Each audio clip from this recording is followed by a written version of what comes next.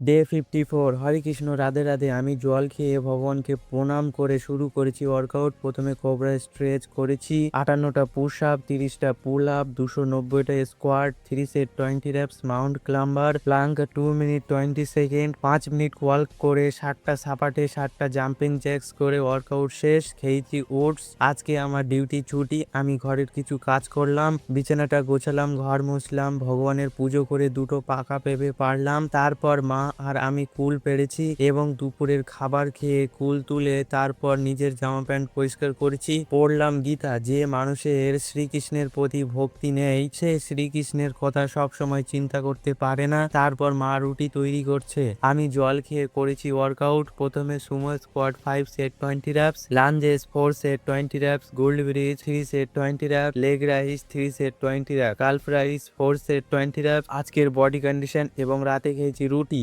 এখানেই আমার সব হ্যাবিট কমপ্লিট। বলো জয় শ্রীকৃষ্ণ।